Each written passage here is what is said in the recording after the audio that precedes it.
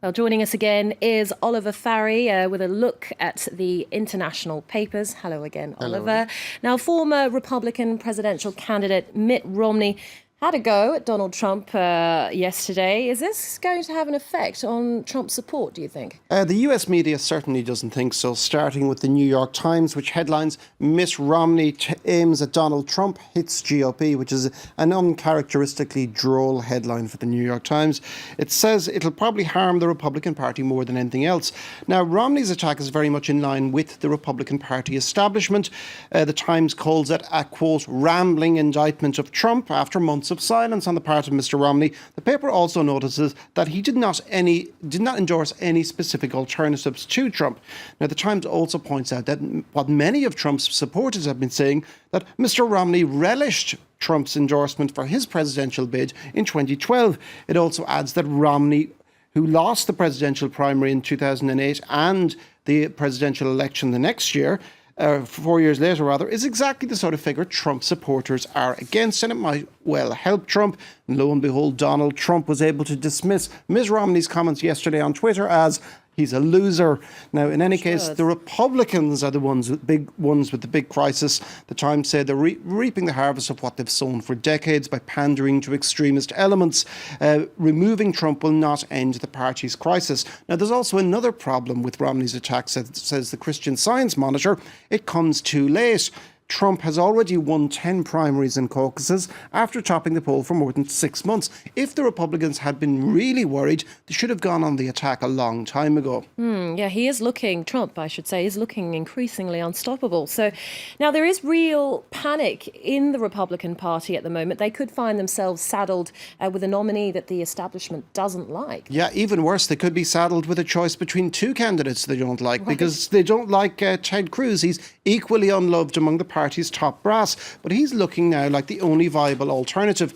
Michael Gerson in the Washington Post offers up 4 options for anti-Trump Republicans to take action. He says that Donald Trump is winning the Republican nomination, but not sweeping to it. He's not on course to win 50% of the delegates, which is what he actually does need.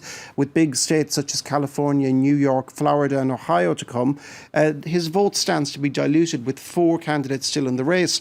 Now, one option is to support a second candidate, such as Ted Cruz, but in some ways he's actually more extreme than Trump, and that might actually be unpalatable to an awful lot of Republicans. Another is to try to deny him that majority of delegates. The electoral terrain gets less favourable for him from now on, but if he wins one of those big states, he could do it. Finally, if he does win the nomination, the options are get behind a third-party candidate, such as happened with Ross Perot in 1992. He got 19% of the vote. Or the Republicans could just sit it out, wait or hope for Trump to lose and continue with the rebuilding of the Republican Party. OK, well, we'll have to wait and see what their next strategy is. Now, we were talking earlier about warnings from France about the consequences of the UK leaving the EU. What are the British papers saying about all of that today? Well, Isabel Hardman, writing in the London Independent, says that Cameron might actually regret asking his EU buddies for help.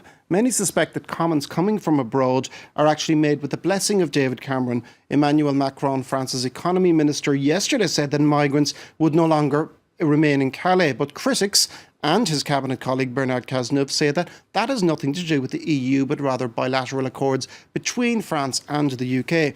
Hardman says that meddling outsiders tend to only bolster the argument of the out crowd, who say that it shows how little control of its own affairs Britain has. The Daily Telegraph, which is generally a Eurosceptic paper, takes issue with Macron's welcome to city bankers to go to Paris in the event of a Brexit. There's no such prospect, it says. Indeed, the prospect is laughably implausible, citing high French taxes and government intervention. It does, however, say that the city will suffer in the event of a Brexit. Cross-border restrictions will be placed on the city's financial activity, and non-European banks might see London as more trouble than it's worth. The city could migrate to New York or elsewhere in Europe, but clearly not Paris. The Telegraph also carries quite a funny cartoon by Matt, which takes aim at both the EU and Eurosceptics. The caption is, "We don't need to be part of a failing EU. We're big enough to fail on our own." OK, well, finally, Oliver, in Spain, The Socialists today, they're going to try to form a government. Pedro Sanchez, the Socialist leader, faces a new vote of confidence. Is he likely to win? Probably not, because Podemos are playing hardball with him. He desperately needs them to get an overall majority, and he says that Podemos are willing to talk to him, but only from tomorrow. So he's probably not going to be able to get it over the line. Okay, well, Oliver Farry with a look at the international press. Thanks so much for being here, welcome. Oliver.